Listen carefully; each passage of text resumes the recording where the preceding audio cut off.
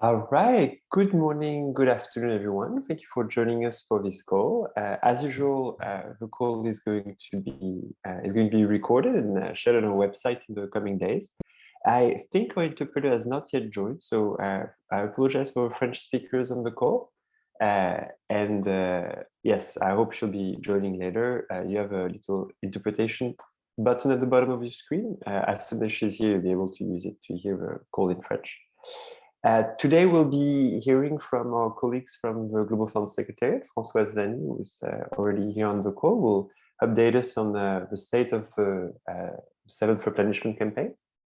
After that, we will discuss with James Say, who's also on the call from United for Global Mental Health, our latest brief on the Global Fund and mental health. Without further ado, I'm going to give the floor to our director who's just back from holiday, all fresh, Katie.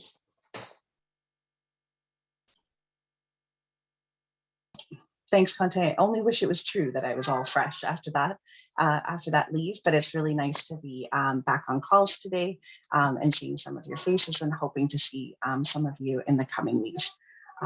We do have a number of people who are joining today. It's just great to see you all joining, but just mentioning that one of our wonderful GFAN speakers, Olia, is actually on the call, and congratulations, Olia, on the recent birth of your new baby. And we understand why you're not on screen, but should you happen to have, baby shots you want to share with any of us, please feel welcome to, and thank you so much for always making the effort to join our conversations. And we just wish you the absolute best in this adventure with your new little one. So congratulations from all of us. Welcome everybody to the call, even if you haven't just recently had a baby, but welcome and thank you for prioritizing our conversation today during these busy summer months when there's many, summer for many of us, winter for some, as I was reminded this morning, but just welcome to the call. We're having the call today, as Conte said, with a main focus on the replenishment, which we now have a pledging date, which is very exciting.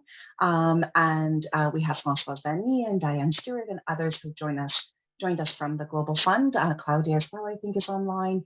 I'm just not scrolling through to see everybody's names, but we just really appreciate the Secretariat taking the time today, as they did last month, and as they will again next month on one of these calls, to just kind of bring us up to date on, the key replenishment milestones and what updates they can share with us around this time around the pledging conference, around key moments between now and then, as well as there have recently been conversations at the board level around exchange rates and the utilization of those within the replenishment. And as that's been a bit of a sticky wicket in past replenishments, we thought it useful to identify for colleagues at the Secretariat. It would be a good time to share that with everyone. So I hope everybody does know Françoise. And thank you, Françoise, for joining us. I'm not going to read out your bio or anything and just hand it over to you for your presentation and sharing your thoughts. And of course, welcome other colleagues jumping in as needed.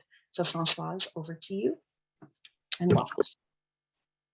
Thank you, Katie, and welcome back. And I really hope you're refreshed indeed, because we will have quite a road ahead of us. So thank you for the invitation and great to be able to catch up with everyone today. We have 9 weeks to go. So it's a little bit overwhelming when we think about it. In 9 weeks, we'll have the pledging conference. So the next few weeks are going to be quite intense for all of us. And let me start also by a big shout out to all of our advocates around the world who have been very much engaging and supporting this campaign in quite turbulent times, one has to say, right? So thank you all for joining and for your commitment. I'll keep the updates brief so that we have time for questions and answers. A few colleagues are indeed on the line. I believe Diane has joined as well. But we will cover indeed a sort of quick update in terms of progress so far. And next steps, including the pledging conference, for which we now have a date indeed. So let me kick off with a bit of an update first. And I don't know who is navigating the deck, but that will be 2 slides further. It's me. It's you, Quentin. Merci beaucoup. Formidable. So as I said, yeah, recent developments. Let's start with that, so that we are all on the same page in terms of achievements so far. Next slide, please, Quentin. So while the slide is coming up, let me tell you that in between the time when we finalized the deck, which was just a few hours ago, and now, as I speak to you, we have a new pledge. Ha! So that's wonderful. So the newest pledge, the newest born baby, is the pledge from Sweden, which came along this morning, a pledge of 3 billion Swedish krona, which is an increase. It's an early pledge, and a very important and traditionally generous donor. So we are pleased that they have come up with their pledge, and you should see that on Twitter. We have retweeted and thanked them, and I know that you have already started doing that as well. So yes, we have a new pledge from Sweden from today. Aside from that, we did record 3 big commitments from public donors and 2 from private donors. So on the public donor side, obviously, the commitment made by the US early this year in March with a 2 billion commitment for the first year of the replenishment cycle, and a sort of commitment to continue up to $6 billion for the entire cycle. Obviously, that needs to go through Congress, but that shouldn't be a problem. What is super important with that is that obviously we need to leverage that, because the US would only convert the $6 billion pledge commitment if we find the other $12 billion. That's the way it works, right? They're matching system. But it's absolutely essential that we have that commitment early in the campaign to signal to other donors where the leadership of the US as a host and encourage them to step up as well. To meet the replenishment target of at least $18 billion. Another very important one was Germany later in May, with a commitment of 1.2 billion euros. We say commitment because it's a firm commitment, but however, it's not the formal pledge that we expect to be made in New York. So this is why it's formulated like that. And the reason why Germany is, it's important because it's one of the largest donors, obviously, but it's also important because they have the presidency of the G7. And we know that G7 members were sort of waiting for a signal from the presidency to kind of calibrate their own commitment. So that's also a very important signal. Luxembourg came along end of May. As you may know, Luxembourg likes to pledge early.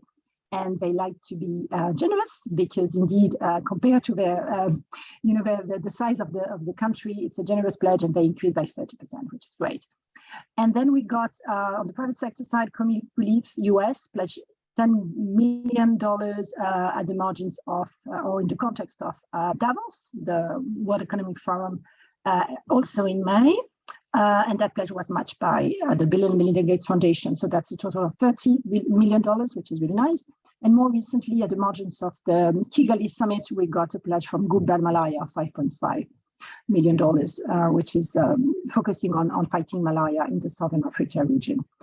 So that's where we are, plus Sweden, as I said. That's where we are so far. That's good. We obviously need to bear in mind that the campaign is much, much shorter than the one we had for the 6th replenishment. During the 6th replenishment, you will remember, for those of you who were around, we had all sorts of milestones during a few months where we were able to secure early pledges along the way. It's a very different context this time around. So we have less early pledges at this stage, but still we have a few, and those are very, very important. And they help us maintain the momentum moving forward. So that's where we are as of today. Next slide, please. We've also made quite a lot of progress when it comes to positioning the Global Fund in global platforms and fora. And as you know, it's really important to have that visibility in positioning, and make sure that we are top of mind in decision making and decision makers' minds. And the G7 and G20 are key platforms for us to make sure that we secure positive, supportive language for the Global Fund and for the 7th replenishment more specifically. So on the G7 Leaders Communique, which was issued end of June, we secured, we obviously the partnership all together with the advocacy across the world, managed to secure supporting comments from the Leaders Communique, which is great. Support a successful 7th replenishment with the goal of ending the 3 diseases while contributing to achieving UHC. So that's really helpful language.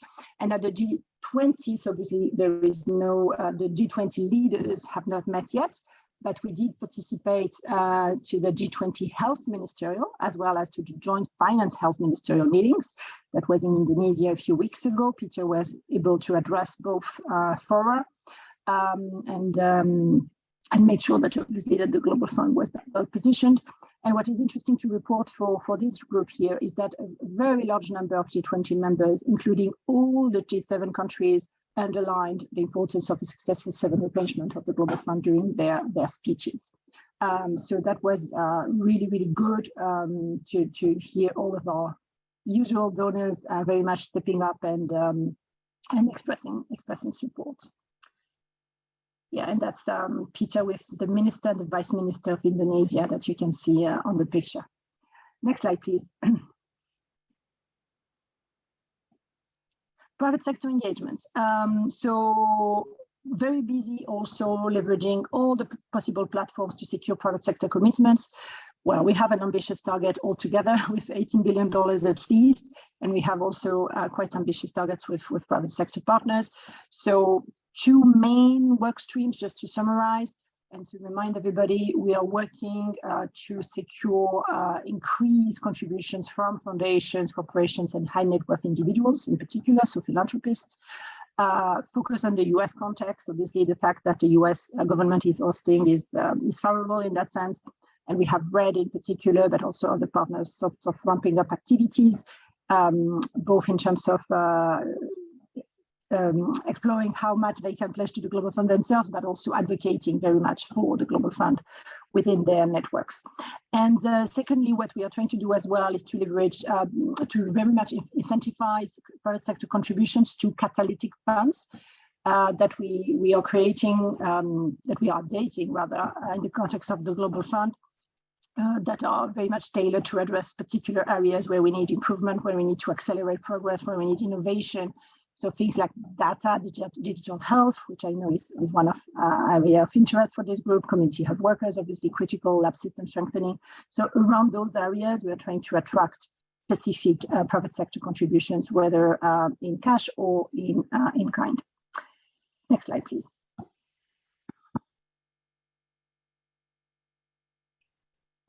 Yeah, and that's a summary. I will go very fast on this, but you can see that the Global Fund has been, and the different advocates and partners have been very, very busy engaging on the World TB and Malaria Days, but also participating in key events, conferences throughout the last 3-4 months. The latest being the Kigali Summit indeed, and the Commonwealth Head of Government meeting in Kigali, where we were very much advocating to key leaders in support of the 7th replenishment. And I think we're going to probably switch into next steps, I think. Quentin?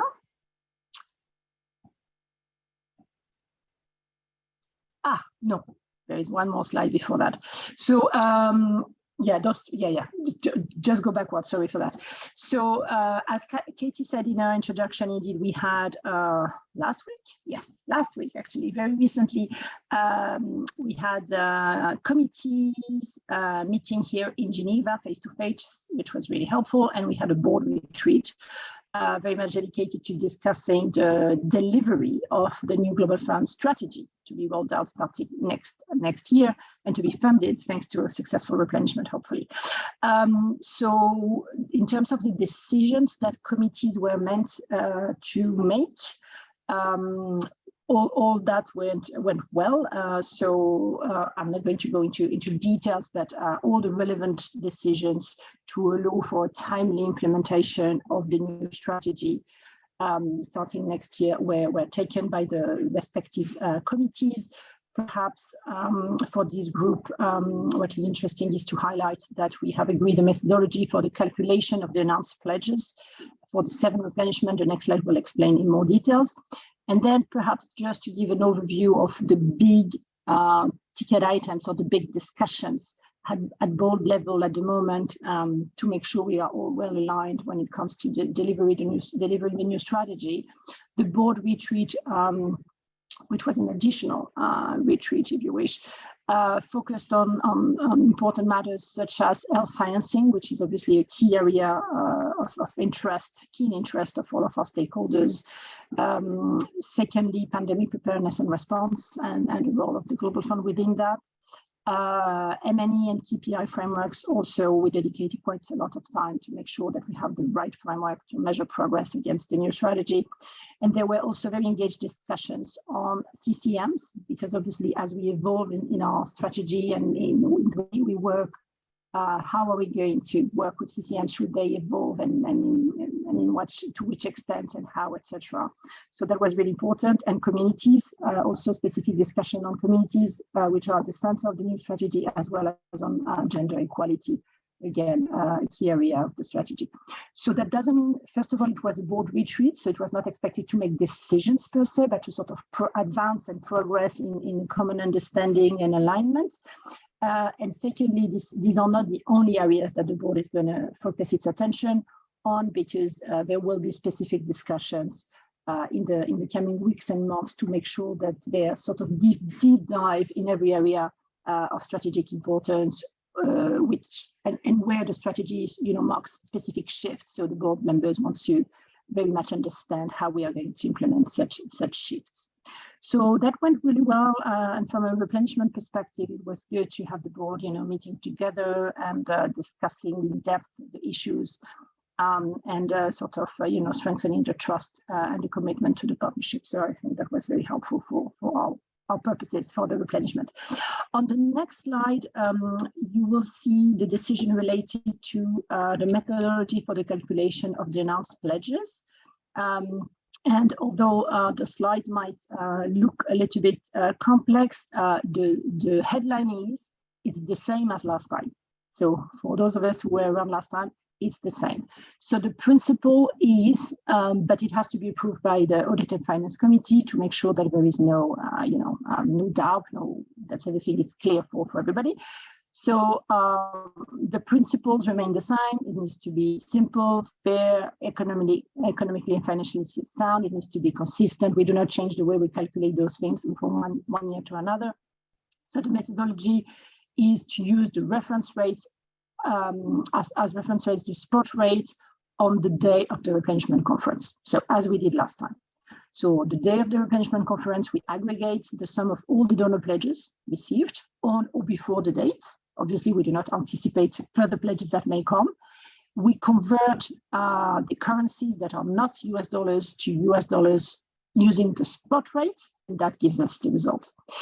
If you step back a little bit and you look at the exchange rates and the trends at the moment, it's not necessarily favorable in terms of adding up to the largest amount, but nevertheless, this is the appropriate way of doing it.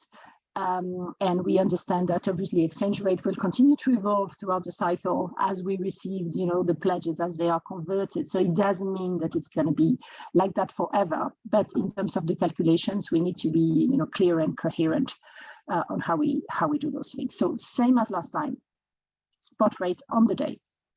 Next slide. I think I can go probably a little bit quickly on the upcoming events and next steps. Merci Quentin, tu peux aller à la diapo suivante. Okay, so next steps, actually we have 9 weeks, so it's not a lot. And we have essentially 2 or 3 things going on before the replenishment conference. I'll come back to the replenishment conference itself at the end. The main focus at the moment is the AIS conference in Montreal, where I believe many of you will also join us. And we'll be launching a call to action there just on day one. I'll comment a little bit on that in a minute as well.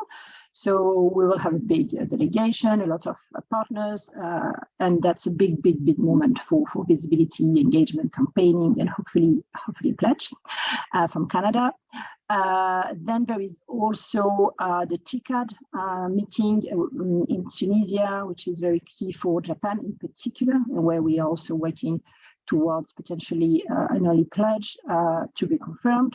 And then it's the UNGA week and our planning conference starting from the 18th down to the 21st. I'll come back to the details, but these are the main milestones so far. And then obviously a lot of peaks through our own campaigning efforts, but no major other sort of global platform on the way. Next slide. Yeah, so that's a summary of our engagement in the AIDS conference end of this month. It's obviously a major milestone, as I said.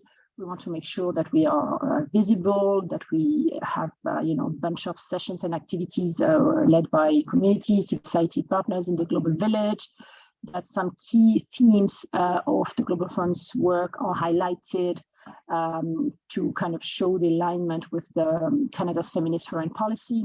So we'll be highlighting HIV, youth, women and girls, gender, etc. We will be convening a satellite symposium under the theme Fight for What Counts, End AIDS, and Maximize Health Equity, Gender Equality, and Human Rights, so along those lines. And you see the dates there, 29th of July at 1 p.m. And that's a very high level sort of symposium. We will have a booth with an exhibition space where we hope all the participants will be able to come and engage. We had something similar at Ravi, and it was really the place to go, the place to meet with colleagues and friends. That was really nice. So we hope to maximize the booth as well. We want to sort of use the moment to leverage and amplify civil society and community voices in the media. So that's an opportunity for us to support that. And the last point is important. So Global Fund related events and social media toolkit will be shared with all of you, GFAN and partners, a week ahead of the conference. Things are still moving and evolving, and the program is getting richer as we go. So please bear with us a week before you'll get the full update of what we are going to do there. Next slide, please. Yes, we are also launching what I mentioned before, a call to action. So that will be on July 29th. And call to action is really meant to, let's say, expand the audiences we reach through this campaign. So obviously we had all sorts of campaigning activities already, but this one is meant to sort of add up, expand the reach, and make sure that we are visible and engage wider audiences, including talents. So it's a simple way of engaging. Count me in to save 20 million lives more. And there will be a sort of signing methodology. And I think it's on the next slide, where everyone can add their name, and hopefully we can get famous people to add their name on it and help us expand our reach and the sort of public support to the Global Fund, so that it becomes irresistible for decision makers to pledge for us. Next slide, where I think you can see the different visuals we're going to use for these public call to action. Exactly.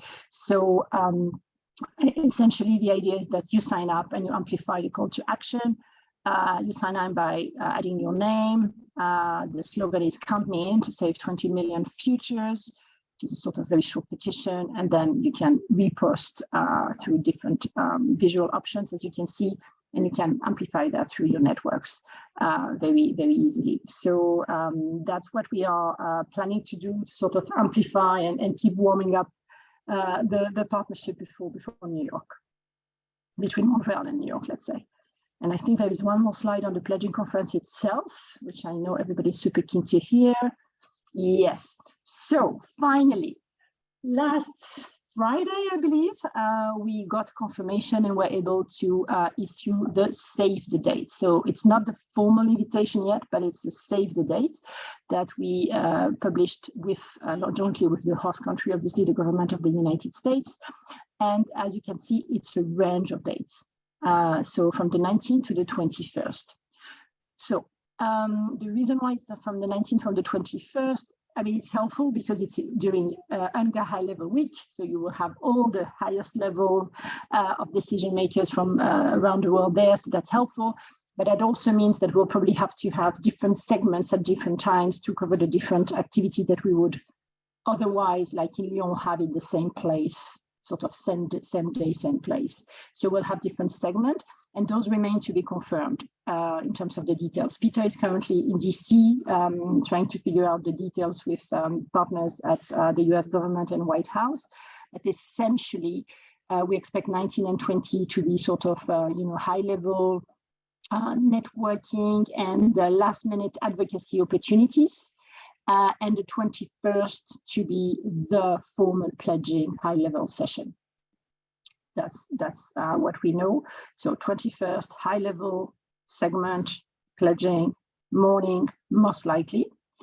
And then the previous 2 days, probably a couple of things, not the full day, but probably a couple of segments in preparation for the pledging.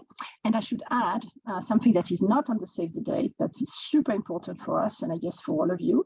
On the 18th, we will also have a big partnership campaign event, very much in line with what you may have seen in Lyon, where all the partnerships gather together. And when you have society, communities, private sector, governments, etc., everybody, side events, campaigning activities, thematic discussions, etc. So that will be on the 18th afternoon, evening, where we warm up everyone. Then a couple of segments TBC and the pledging on the 21st. So I hope that's as clear as we can be at the moment. The more we know and confirm things with the host country, obviously, we will be sharing that with you, but that's where we are so far. And I think that's probably it from me. Yes, and now we need to fight for what counts. So thank you, Katie, thank you everyone, and handing over for questions and comments, and colleagues are on the line and can help as well. Thanks. Thanks, François. It's really helpful. And just to pick up on what you were saying about the pledging conference, we still obviously need to talk to some more US colleagues to make sure that we're not superimposing something on top of planned events, but as GFAN, we would be planning to have a pre-meeting ahead of, these days of events, as we have done before for replenishments on the 17th, and possibly as well for a little bit in the evening, late afternoon of the 16th. So if there are people who are making travel plans to New York City, as I'm sure many will start to do, just to highlight that for you, and we will be getting some sort of GFAN save the date out as quickly as possible with details to follow. So just to highlight that at least plan to be on the ground for the full day of the 17th as well, and possibly, if possible, to arrive early enough on the 16th.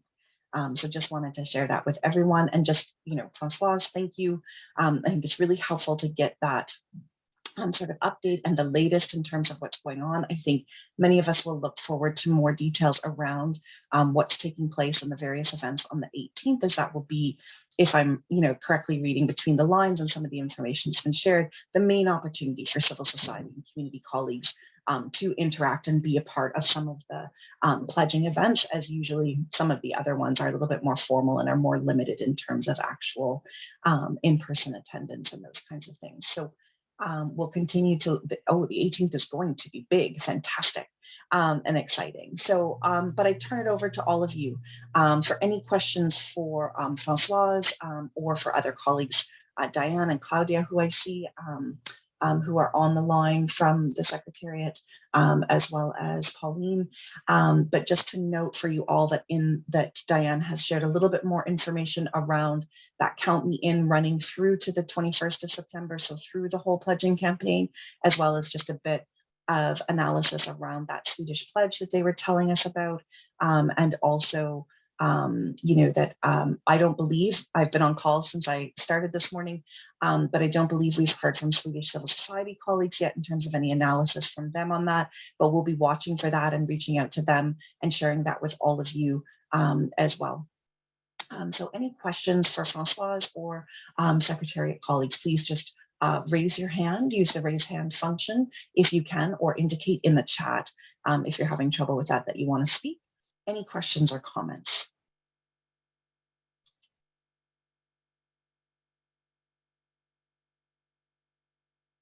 I'm not seeing anyone. There we go. Deepak, please go ahead. Thank you very much for the wonderful update, and we are happy to learn about all the progress and all the preparation. And as the big conference is coming soon, maybe in coming days, maybe in future, maybe the Global Fund and GFAN should be working on with the IAS so that the conference is organized in such a region which may not miss the communities. Like this time, the people are having a hard time, though this may not be the relevant, at least their presence would help to place more. And this is what I mean. Thank you very much. Thanks, and Françoise or other colleagues from the Secretariat, I don't know if you want to respond to that, but I can tell you that as GFAN, we've been strongly supporting and very active in issues, including, reaching out to personal contacts within the Canadian government to try and, it's been about 5 or 6 weeks now, to try and sort out some of these visa issues. To tell you that there are no excuses for this, this stuff should be fairly easy, but to tell you that the entire passport visa system in Canada is actually rather broken. Riots nearly broke out at a passport office in Montreal of Canadians waiting in line for days for their passport. So the entire system is rather broken. But I do know that the IAS, and if Deepak, if you're affected by this personally or know others who are, the IAS is asking for information. And Robin Montgomery, if she's on the line, might be able to share a link to a Google sheet that we're collecting of people's names and brief information that we're sharing with both the IAS and the Canadian government to make sure that as many names are flagged as possible of people who have applied and have not yet heard back, or maybe who have been denied and would like to see their visa looked at again. So we have been very much focusing on that from our perspective, out of sheer embarrassment for our country where we're actually based and where this conference is being held. And because it would be great if we could support colleagues getting here. So I don't know if the Secretariat has anything further that they could add to that, but just so you know, it is something that we're on top of. And Deepak, please feel free to reach out to me personally if there's information that you'd like to share, and I can make sure to connect you with a number of colleagues within the GFAN network who've been super active on this, Canadians and other colleagues. Thank you very much. And that goes for anybody on the call as well. Happy to connect you if you're having, issues, and there is a bit of a process. And we have recently heard in the last sort of 24, 36 hours that there has been some movement, and a large number of visa applications are being at least approved to the next step, which is often either an interview or sending in the passport. But I see Robin has her hand raised, and I don't know if it's about that or something that Françoise said, but Robin, if you wanted to jump in, please go ahead. Thanks, Katie. No, it's exactly about this. So I'm going to put my email addresses in the chat, and please feel free to send me your visa application information, including the reference number. And we do have a Google Sheet that's constantly updated. And we'll be sending that again to all of the different ministries involved later on today by end of our workday here in the New York time zone.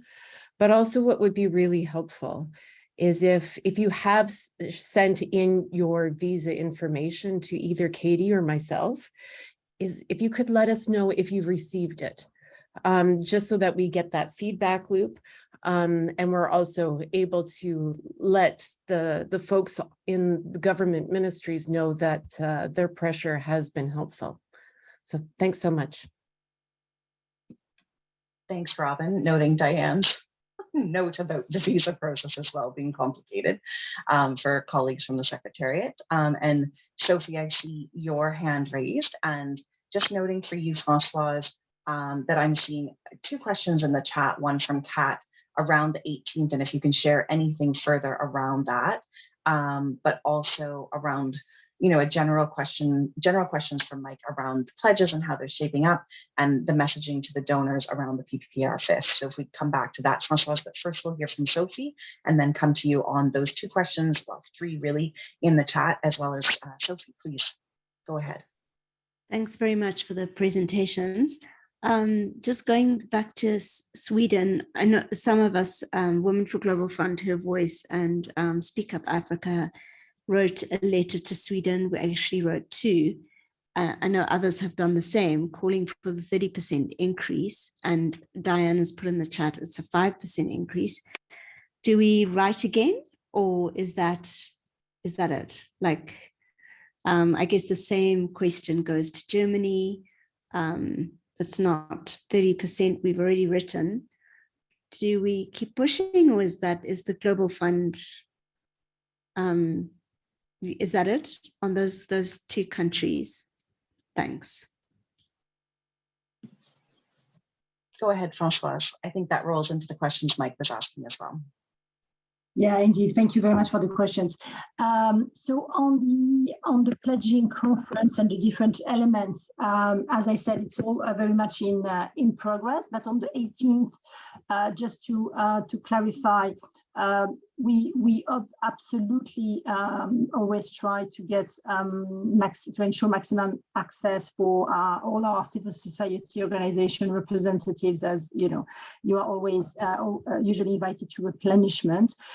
So that's the principle. However, it doesn't mean that it's open to anyone who want to come. Right? It's still on invitations. And the invites go through the representations of different constituencies in the Global Fund. So the different constituencies organize themselves to send reps. So that's the way it usually works for those events.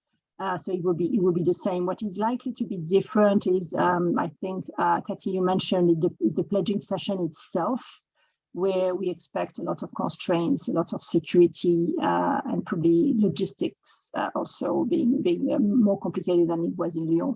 So that segment is likely to be more constrained. For the 18, it's likely to be more the same, with representation of the different civil society groups, but it's not open. It's not wide open for very obvious reasons. So that's on that, and as soon as we have an initial program, obviously we will share with you. As soon as we have the more details on the different sessions, we will share that with you as well. How do the pledge pipeline looks ahead of us? Well, it depends, because it's highly volatile. So, one day we are super optimistic with let's say, the upcoming pledge from the EC or the UK, and the day after there are political changes, for example, or other sorts of changes, and suddenly we are a little bit more pessimistic. But we never admit defeat, right? So we continue pushing.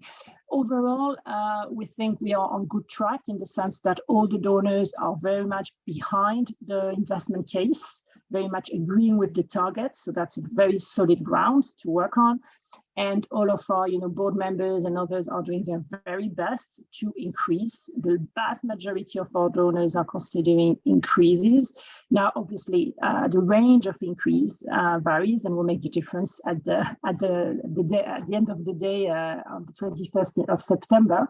But we are progressing and very much activating all the levers we have. Obviously, your advocacy, but also leveraging the host influence.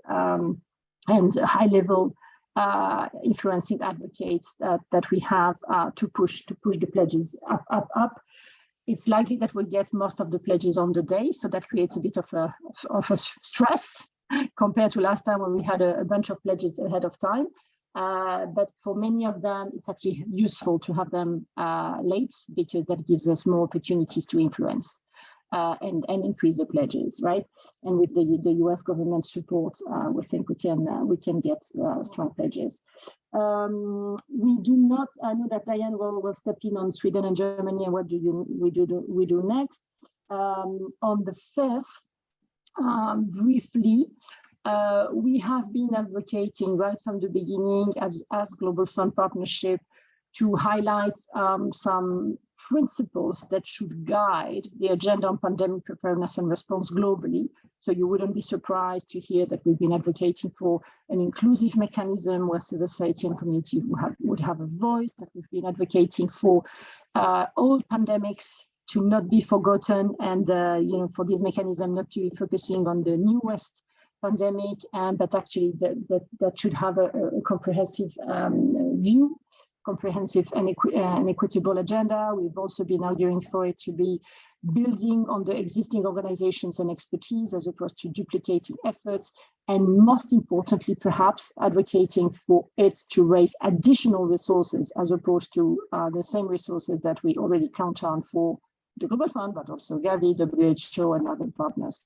So we continue along those lines. Of course, as the 5th is now agreed and discussions are going on the design, we will be providing more detailed insights.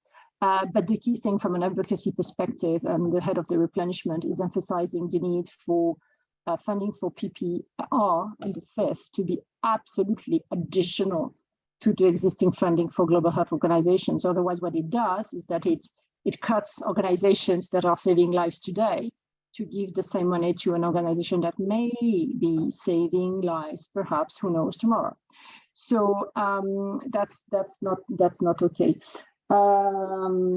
So yeah, we can share more on that, but that's, I think, the headlines. Diane, please step in.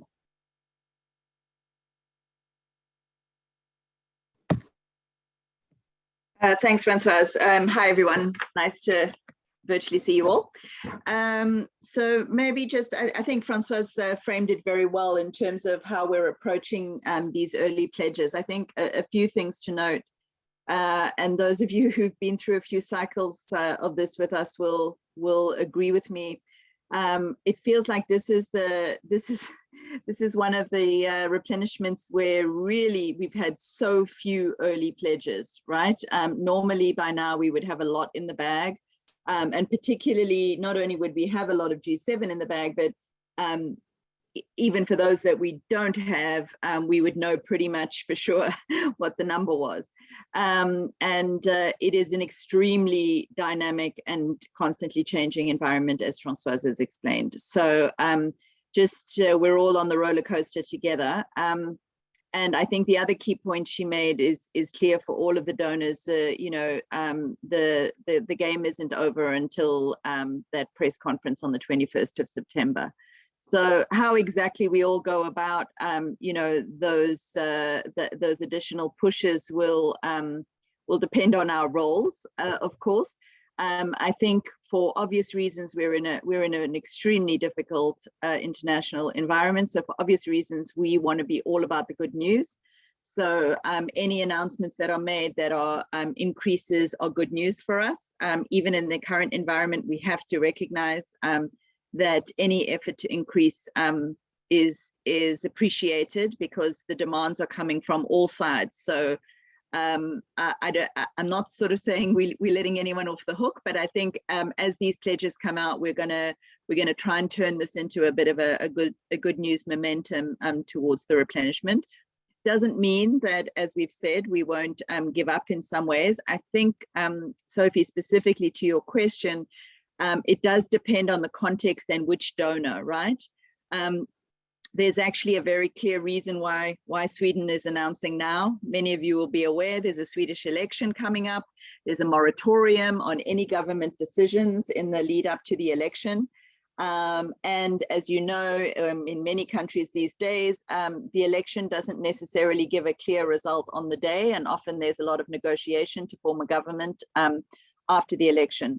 All of which, since the election's on the 11th of September, creates some uncertainty around whether someone could come to the UN General Assembly and announce something for Sweden on the 21st of September. And so in a way, what they've done and what the minister has done, which we're very grateful for, has been to make an announcement early so there's something on record in the bag for the Global Fund, even as they're unable to say anything between now and September. So I think, you know, additional advocacy is quite useful. I think it's probably only useful once we know who the new government is and who's going to come to New York. But you know, it doesn't hurt to have that conversation also with our colleagues in Sweden to see, you know, what exactly is the most useful thing to do. And I would say, you know, similar things with Germany. That's fantastic. A 20% increase is kind of locked in there now. Which is great. We are looking at various ways in which we might be able to drive that up, including debt to health and other mechanisms. So, you know, we're also discussing that. And I think, yeah, everything to play for until the 21st of September. But I'd be interested in all of your thoughts, because we've had a lot of discussions around this here. And we really feel very strongly we need to turn this into a bit of positive news. It's a very tough environment. It's a really rough reading the news every day. And so, you know, every pledge that comes in for the Global Fund is a further commitment to this agenda, to what we're trying to achieve, to the investment case. And we think we should, you know, create some momentum around that narrative. And doesn't mean that we can't, you know, right till the last minute, you know what the horse trading is like. But let's be shouting about the commitments coming into this mandate. That would be our position. That's what we're going to be doing. And we all do complementary things in our roles, but I'm interested in how you're all feeling about it, given the state of the world right now.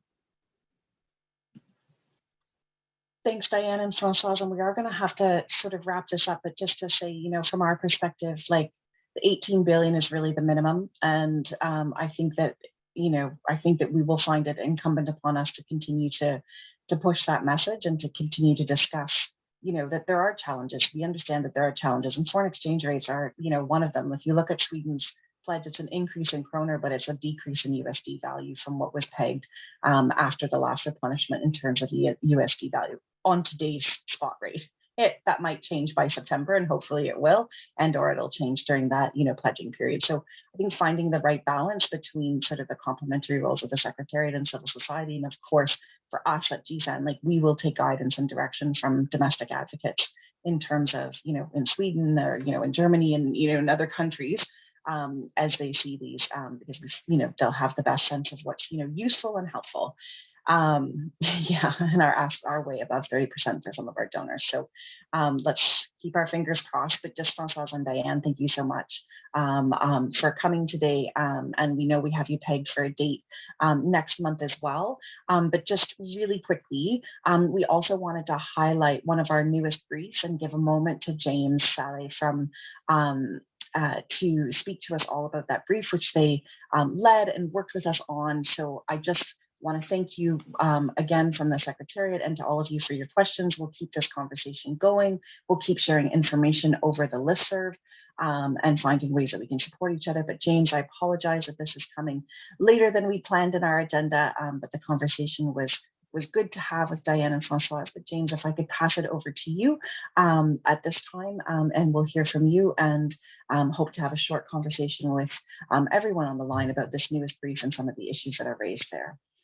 James.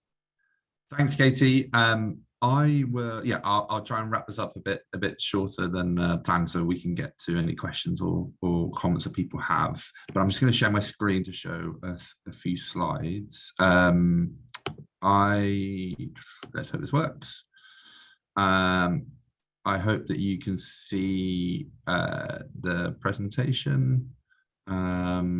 Is that right? You can see the presentation slides and not my notes? Just the slides, not notes. Okay.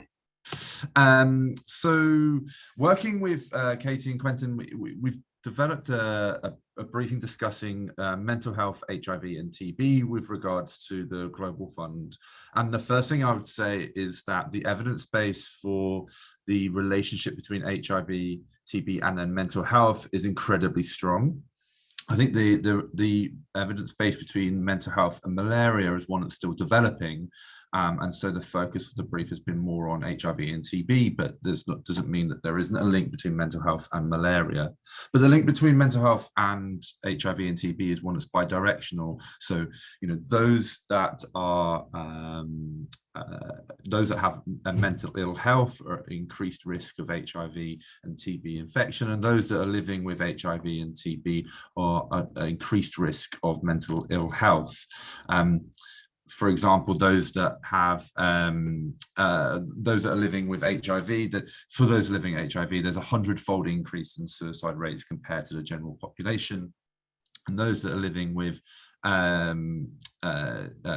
mental ill health and TB have a 4 times higher likelihood of a negative TB outcome if they're also living with mental ill health. And one of the reasons for this is that the vulnerable population groups between of those for TB, mental health, and HIV hugely overlap. So, for example, gay men and other men who have sex with men, sex workers, people who inject drugs, adolescents, people who are homeless or the incarcerated, all have high levels of poor mental health and substance abuse. And in part, this is due to stigma, and therefore have greater risk of HIV and or TB. Mental ill health negatively affects, therefore, the outcomes for HIV and TB, and we'll look at that a little bit in a second. And it's worth just pointing out, I think, the sort of point of this here is that it's hard to separate physical and mental health, that mental health has a huge impact on physical health, and that the cost of integrating mental health into HIV and TB programming is one that's hugely cost effective. And then the last point is just beyond the health outcomes, looking after people's mental health, particularly those that are at risk of or living with HIV and TB, is about investing in people's dignity. People's mental health is incredibly important, and those that are at risk or living with HIV and TB can as we say, have huge high levels of mental ill health, and looking after people's mental health is about investing in the individual. So just quickly looking at some research that was conducted, United commissioned last year, about what happens if you do integrate mental health into HIV and TB programs. Well, globally, we'll see a 10% increase in the reduction of HIV infections, and this could lead to over 900,000, nearly 1 million HIV infections being avoided between now and 2030. And you can just see here that what the impact would be of integrating mental health into HIV programs between now and 2030. You can see that there is a increase in the rate of reduction. And when you look at total cases, you can see what the effect will be here. In fact, the cumulative cases, so that will be avoided, nearly 1 million people between now and 2030. That's pretty much the same as all of the forecasted infections for HIV in 2026, for example. So we're talking about huge figures. When we look at TB, the impact is even greater. So we can see an increase of up to 20%, and best case scenario of the reduction in TB transmission. And here the graph just shows what that impact would be of integrating mental health into TB programs. And here you can see the total cases. I think what's interesting here is that without integrating mental health, it's due to population increase, we're not seeing a forecast of a dramatic decrease in TB cases. But if we do integrate mental health, then we can start to see that there is a quite significant impact on the reduction in terms of absolute or real absolute cases between now and 2030. So what does the Global Fund say it will do? And so what will a fully funded Global Fund do? Well, in the latest 5-year strategy, there's actually mental health integrated throughout the Global Fund strategy. And I've just picked out 3 examples. This is sort of verbatim from the Global Fund strategy, but essentially what the Global Fund strategy says is that that they will integrate mental health into HIV programming, and they will integrate mental health into TV programming. But that third point for me is really important as well, is that they will also look at mental health as an issue in itself, and so being really very proactive and therefore working on sort of the prevention and promotion side of mental health, to therefore have the downstream impacts on TB and HIV outcomes. So the briefing that GFAN has produced has a number of recommendations. I've just pulled some out here. These are sort of immediate things that the Global Fund can do around technical assistance, around producing guidance notes for country coordinating mechanisms as they go into the next round or the next funding cycle, and also having the expertise in-house to be able to review grant submissions. I'd add to this is that it's incredibly important that mental health is visible at the Replenishment Summit as well. And we know that mental health is something that many donors are interested and excited by, and we feel that that's a really good path to increasing those pledges. I'm conscious of time, so I'm going to stop sharing there, Katie. Sorry if I've run over or close to, but I'm really happy to take any questions. That was a bit whistle stop, and mental health is a complex subject, but very, very happy to answer any questions.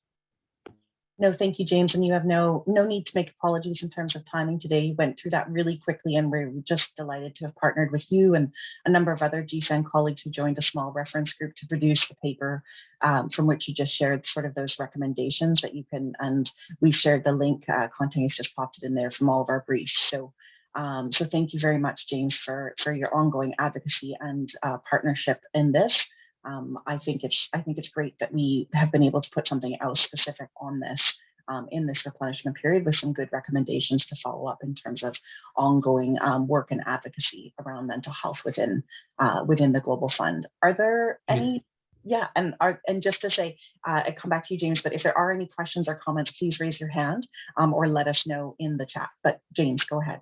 Well, just a very quick plug actually for AIDS 2022. There's actually a number of mental health relevant sessions, events, things going on at AIDS 2022. We pulled together a sort of unofficial mental health tract for AIDS 2022. We've sort of scoured the program, pulled together all the things that are happening. I'll be very happy to circulate that through the GFAN mailing list. So anybody's interested in the subject of mental health and is attending AIDS 2022 in person or virtually, there's a whole range of things happening, including the launch of a series of Lancet papers on HIV and mental health, which will be incredibly interesting. So I'll make sure everybody can see what's going on there, and an event at the GFAN networking zone as well. That's great, and do share that little unofficial guide. We also produce and will be sharing an unofficial guide for GFANers around various Global Fund Secretariat, but other GFAN members' work. So we'd love to highlight those as well, obviously with the session in the networking zone, but the other events, so that we can highlight that for all GFANers who are attending. So that is something that you'll see from us. We wanted to make sure, I'm not seeing any questions, so just highlighting that we've shared the link to the brief. You can find it on our website. You can find all of our IAS activities on the website. You can find our pledge tracker on the website, which we will update with Sweden's pledge from earlier today, just as soon as our website lets us update things, which has been a bit of a challenge these last few days that we're trying to sort out. But just to highlight again that we have the PPPR 5th webinar with partners tomorrow. And I posted earlier in the chat, just scroll up. I posted a way to register for that because it is a webinar. You do need to register. It won't be a link that we can share with you over the listserv, I don't think. And so please do join us tomorrow.